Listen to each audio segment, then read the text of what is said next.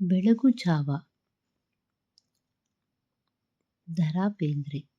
ಬದುಕಿಗೆ ಅದಮ್ಯ ಚೈತನ್ಯವನ್ನು ನೀಡುವ ವಿಶಿಷ್ಟ ಕಾಲ ಬೆಳಗು ಜಾವ. ಇದು ಪ್ರಕೃತಿ ನಮಗೆ ನೀಡಿದ ವರ. ಈ ಭಾವಕ್ಷಣಗಳ ಜತೆಗಿನ ಅನುಬಂಧದಲ್ಲೇ ವ್ಯಕ್ತಿಯ ಜಗತ್ತಿನ ವಿಕಾಸವೂ ಇದೆ. ಆದರೆ ಆಧುನಿಕತೆ, ಯಂತ್ರವಿಜ್ಞಾನದ ಬೆಳವಣಿಗೆ, ಹೊಸ ಬಗೆಯ ಕಲಿಕೆಯ ಕ್ರಮ ಇವೆಲ್ಲವೂ ಮನುಷ್ಯನನ್ನು ಈ ಸುಂದರ ಅನುಭವದಿಂದ ವಂಚಿತನನ್ನಾಗಿ ಮಾಡುತ್ತಿವೆ. ಹಾಗಾಗಿ ಪ್ರಕೃತಿಯ ಜತೆಗಿನ ನಿರಂತರ ಅನುಸಂಧಾನದ ಮೂಲಕ ಬದುಕಿನ ಬೆಳಗು ಜಾವವಾಗಿರುವ ಯೌವನವನ್ನು ಸಾರ್ಥಕಪಡಿಸಿಕೊಳ್ಳಬೇಕು ಎಂಬ ಸಂದೇಶವನ್ನು ಇಲ್ಲಿ ಕವಿ ನಿರೂಪಿಸಿರುವ ರೀತಿ ವಿಶಿಷ್ಟವಾದುದು. ಇಂಗ್ಲಿಶಿನ ಸಾಟೆನ್ಗೆ ಸಂವಾದಿಯಾಗಿ ಬಂದ ಕನ್ನಡದ ಸುನೀತ ಪ್ರಕಾರದಲ್ಲಿ ಈ ಕವನ ಅರಳಿದೆ. ಏಳು ಚಿನ್ನ ಬೆಳಗಾಯ್ತು ಅಣ್ಣ, ಮೂಡಲವು ತೆರೆಯೇ ಕಣ್ಣ, ನಕ್ಷತ್ರ ಜಾರಿ ತಮವೆಲ್ಲ ಸೋರಿ, ಮಿಗಿಲಹುದು ಬಾನ ಬಣ್ಣ, ಜೇನ್ನೊಣದ ಹೆದೆಗೆ ಹೂಬಾಣ ಹೂಡಿ ಜುಮ್ ಎಂದು ಬಿಟ್ಟ ಮಾರ, ಗುಡಿ ಗೋಪುರಕ್ಕೂ ಬಲೆ ಬೀಸಿ ಬಂದ ಅಗೋ ಬೆಳಕು ಬೇಟೆಗಾರ, ನಿಶೆ ಇಳಿದ ಉಷೆಯ ಎಳ ನಗೆಯ ಬಗೆಗೆ ಸೋದಿರಲು ಜಗವು, ಸವಿಗೆ ಕಣ್ಣೆದಿರು ಒಂದು ಕಟ್ಟಿತ್ತು ಕನಸು, ಕೂಗೊಂದು ಬಂತು ಕಿವಿಗೆ ಮಕ್ಕಳಿರ ಕೇಳಿ ರಸ ಕುಡಿಯಲೇಳಿ, ಹುಸಿ ನಿದ್ದೆಗಿದ್ದೆ ಸಾಕು ಈ ತುಂಬಿ ಬಾಳು ತುಂಬಿರುವ ತನಕ ತುಂಬಿ ಕುಡಿಯಬೇಕು, ತುಂಬಿ ಕುಡಿಯಬೇಕು. ಯಾವಾಗೋ ಕೋಳಿ ಕೂಗಿಹುದು ಏಳಿ, ತಡವೇಕೆ ಪಾನ ಕೇಳಿ, ಮೊದಲಾಗಲೀಗ ಅಂಗಡಿಯವ ಕದವ ಈ ಕ್ಷಣಕ್ಕೆ ತೆರೆಯ ಹೇಳಿ, ಜೀವನದ ನದಿಗೆ ತೆಳವಿಹುದು ಮರಣ ಬಂದೀತು ಕ್ಷಣವು ಉರುಳಿ, ಹೋದವರು ತಿರುಗಿ ಬಂದಾರೆ ಅವರು ಬರಲಿಕ್ಕೂ ಇಲ್ಲ ಮರಳಿ, ಬಾನ್ ಹೋಗರಲುಂಟು ಮರ ಚಿಗುರಲುಂಟು ಬರಲುಂಟೆ ಸುಗ್ಗಿ ಮತ್ತೆ, ಮುಳುಗಿರಲಿ ಮುಪ್ಪು ಚಿಂತನದಿ ತಾನು ಹರೆಯಕ್ಕೆ ಬೇರೆ ಹೊತ್ತೆ. ಕವಿ ಕಾವ್ಯ ಪರಿಚಯ. ದತ್ತಾತ್ರೇಯ ರಾಮಚಂದ್ರ ಬೇಂದ್ರೆಯವರು 1896-1981 ಎಂಬ ಹೆಸರಿನ ಮೂಲಕ ಖ್ಯಾತರಾದ ದತ್ತಾತ್ರೇಯ ರಾಮಚಂದ್ರ ಬೇಂದ್ರೆ ಕನ್ನಡ ನಾಡು ಕಂಡ ಶ್ರೇಷ್ಠ ಕವಿಗಳಲ್ಲಿ ಒಬ್ಬರು. ಇವರು ದ. ರಾ ಬೇಂದ್ರೆ ಎಂದು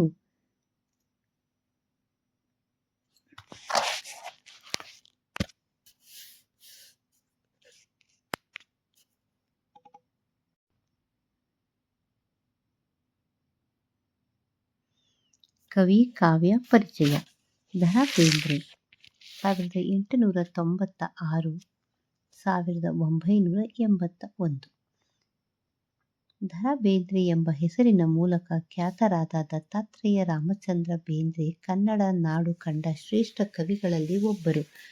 ಅಂಬಿಕಾತನಯ ದತ್ತ ಇವರ ಕಾವ್ಯನಾಮ. ಸಾಧನಕೇರಿ ಬೇಂದ್ರೆಯವರ ಕಾವ್ಯಕ್ಕೆ ಪ್ರೇರಣೆ ನೀಡಿದ ವಾಸವಾಗಿದ್ದ ಊರು. ಕಲಿತದ್ದು ಮರಾಠಿ ಪರಿಸರದಲ್ಲಾದರೂ ಬರೆದದ್ದು ಕನ್ನಡದಲ್ಲಿ.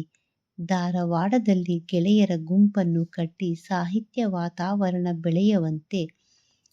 ಬೆಳೆಯುವಂತೆ ಮಾಡಿದ್ದು ಅವರಿಗಿದ್ದ ಸಾಹಿತ್ಯ ಪ್ರೀತಿಯ ದ್ಯೋತಕ.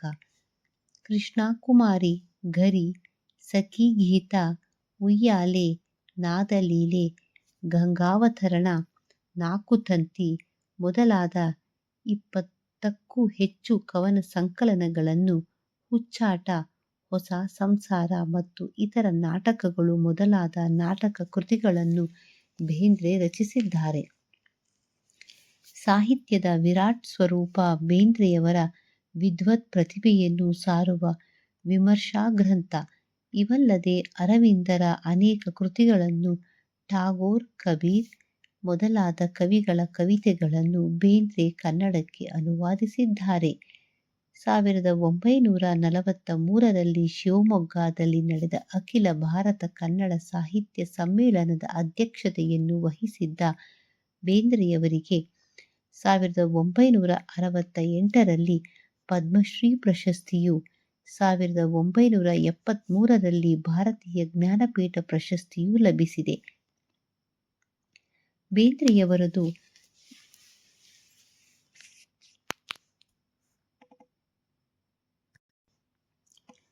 ನವನವೋನ್ಮೇಷಶಾಲಿನಿಯಾದ ಪ್ರತಿಭೆ.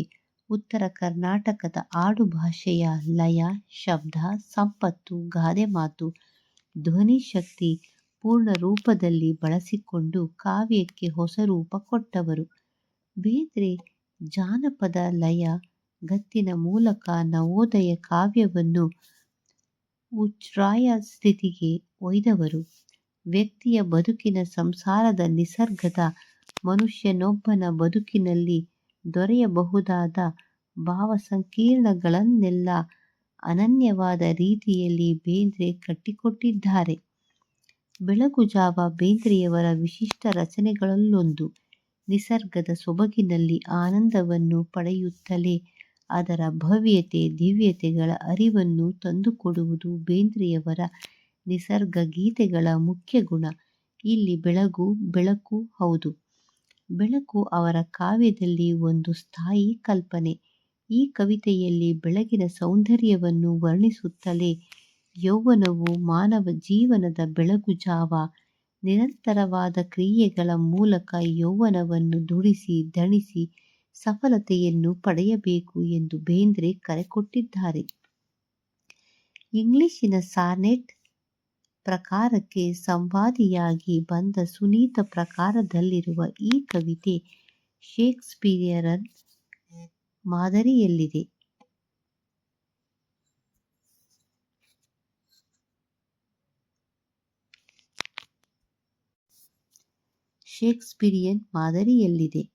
ಈ ಮಾದರಿಯ ಸುನೀತಗಳಲ್ಲಿ 12 ಚರಣಗಳು 3 ಚೌಪದಿಗಳಿಂದ ಕೂಡಿದ್ದು, ಕೊನೆಯ 2 ಚರಣಗಳು ದ್ವಿಪದಿಯ ರೂಪದಲ್ಲಿದ್ದು ವಸ್ತುವಿನ ಒಟ್ಟು ತಿರುಳನ್ನು ಕಟ್ಟಿಕೊಡುತ್ತವೆ. ಹಾಗೆಯೇ ಚೌಪದಿಯ ಮೊದಲ 2 ಪಂಕ್ತಿಗಳು ಒಂದು ಪ್ರಾಸದಿಂದ ಕೂಡಿದ್ದರೆ ಕೊನೆಯ 2 ಪಂಕ್ತಿಗಳು ಇನ್ನೊಂದು ಪ್ರಾಸವನ್ನು ಹೊಂದಿರುತ್ತವೆ. ಕಡೆಯ ದ್ವಿಪದಿ ಒಂದೇ ಪ್ರಾಸದಲ್ಲಿ ಮುಕ್ತಾಯವಾಗುತ್ತದೆ. ಈ ಪ್ರಾಸ ವಿನ್ಯಾಸದಲ್ಲಿ ರಚನೆಯಾದ ವಿಶಿಷ್ಟ ಕವನವಿದು.